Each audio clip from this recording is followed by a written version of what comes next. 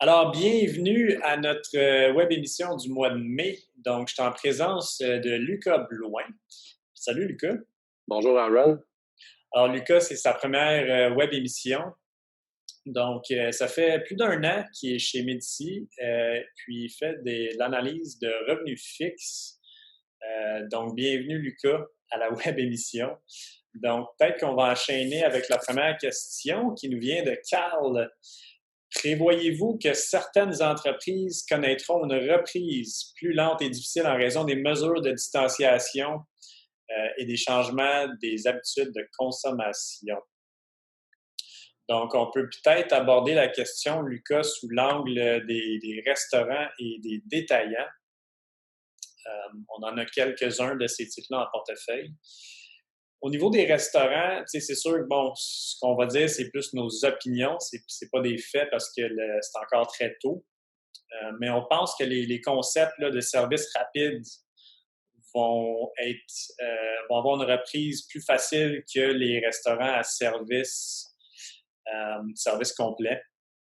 Parce que le service rapide, ben, c'est de la nourriture à emporter. Tu peux commander en ligne, aller la chercher, et la commande à l'auto. Alors qu'un service complet, bien, ils vont devoir opérer à capacité réduite. Ça va être beaucoup plus difficile là, d'avoir le même chiffre d'affaires qu'avant. Donc, la rentabilité va être plus impactée. Ça va être plus difficile d'avoir plus de fermetures, de faillites. Alors, peut-être que les restaurants de services rapides vont prendre des parts de marché même. Ça reste à voir. Donc, c'est un peu comme ça qu'on y pense. Puis au niveau des détaillants, ben c'est sûr que tant que les mesures de limiter le trafic en magasin, ça va être difficile pour le secteur au complet. Donc, les entreprises qui ont les meilleurs bilans vont être capables de passer à travers. Les entreprises qui offrent une proposition de valeur intéressante, comme un TGX, où est-ce qu'ils offrent de la marchandise à rabais. Mais c'est ça, quand tu limites le trafic en magasin, il faut que ça soit compensé à quelque part par une hausse de la facture moyenne par client, puis ça reste à voir. Là. Ceci dit, quand les mesures vont être enlevées, peut-être on ne sait pas trop, dans 1 an, 2 ans, on pense que les détaillants vont reprendre là, leur profitabilité qu'il y avait avant la COVID. Mais ça, Aaron, il doit avoir des bonnes occasions présentement d'investissement parce que les prix doivent être déprimés pour tenir compte de cette baisse de trafic-là, autant dans les restaurants que les détaillants, par exemple. Oui et non, en fait. Le marché a repris très, très rapidement. Et en ce moment, le marché donne une évaluation très généreuse aux détaillants, aux restaurateurs euh, qui ont la capacité de s'ajuster ou qui vont être moins affectés. Puis les détaillants qui sont en misère, eh bien, ils se transigent à des ratios qui reflètent ça. Alors, la fenêtre d'opportunité était pas longue. C'était au mois de mars, peut-être au mois d'avril, mais là, ça s'est refermé pas mal, je dirais. Donc, le marché est très, très efficient présentement, malgré tout, dans ces secteurs-là. Oui, quand même très, très optimiste sur la vigueur de la reprise. Mais tu sais, nous autres, chez Medici, dans le fond, on n'essaie pas de prédire le marché. C'est plus de prédire est-ce que ça va être un impact temporaire ou permanent sur chacune de nos entreprises. Euh, alors, temporaire, pour nous, ça serait que dans 1 an, 2 ans, là, la profitabilité qui avait pré-COVID, elle revienne. Puis permanent, ben, c'est que le modèle d'affaires, il est affecté, il est vraiment affaibli. Puis que la profitabilité ne revienne jamais ou que ça prenne 5-10 ans à revenir. Fait qu'on pourrait penser peut-être à Warren Buffett qui a décidé de vendre ses compagnies aériennes parce que justement, il pense que ça va avoir un impact permanent ou il est simplement pas capable de dire dans combien de temps que le trafic aérien va reprendre. Puis dans un vol, il faut que tu ailles 85-90% du vol rempli pour pouvoir faire de l'argent. Donc, ça va être très difficile.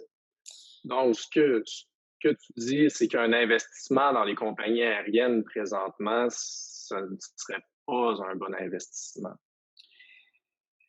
Euh, c'est plus risqué, mettons.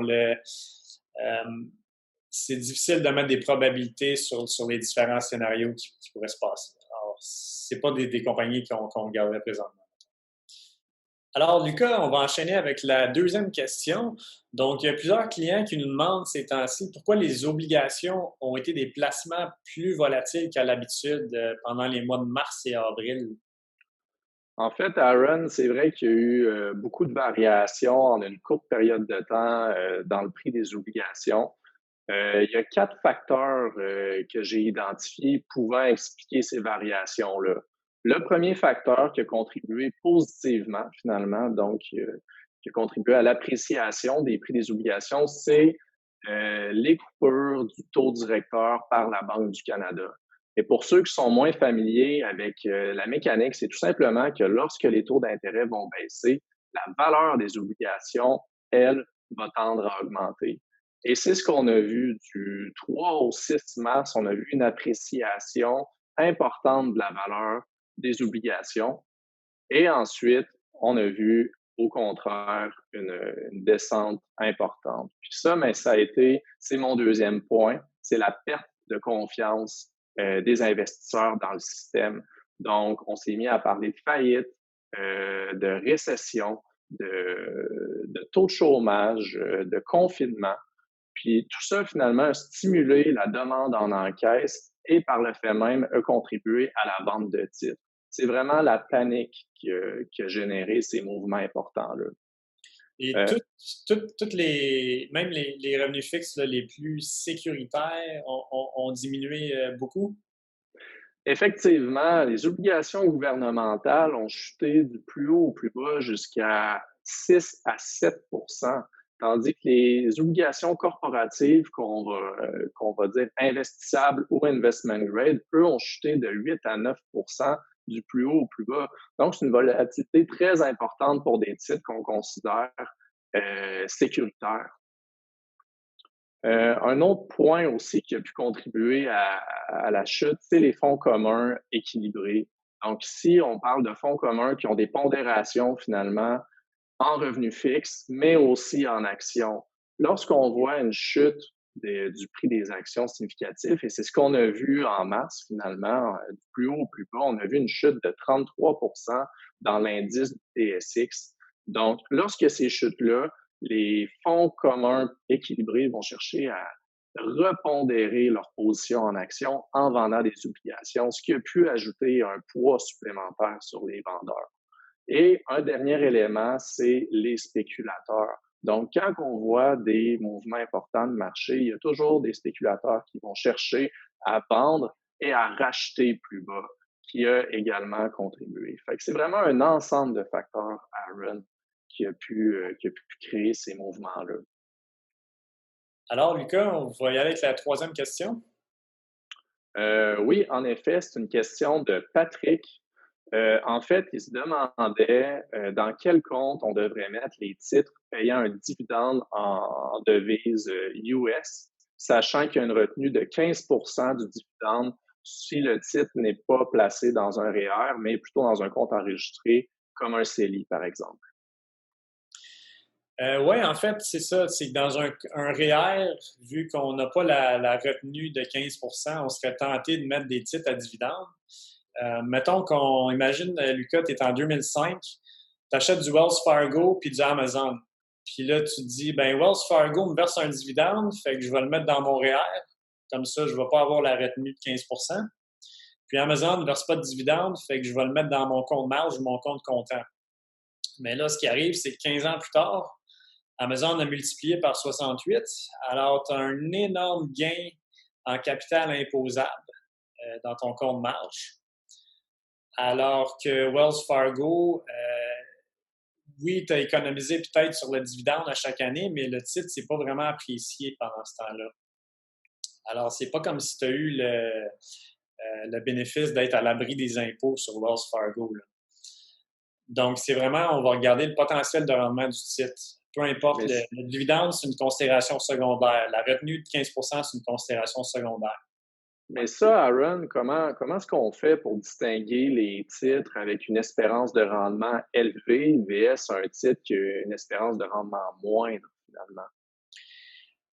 Ça serait une longue question à répondre, mais en gros, c'est sûr qu'un titre qui a un potentiel de croissance, donc qui peut croître ses ventes et son profit à un rythme élevé, qui se transige à un prix raisonnable, qui a des bons avantages concurrentiels, on pense qu'il va avoir un meilleur potentiel de rendement que, par exemple, une entreprise qui est mature et qui redistribue ses profits aux actionnaires sous forme de dividendes.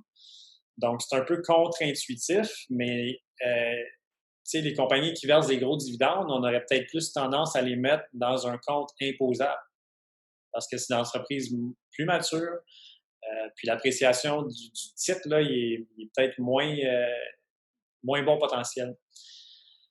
Alors, je pense que ça fait pas mal le tour, Lucas, des 3 questions. Donc, merci beaucoup et on se reprend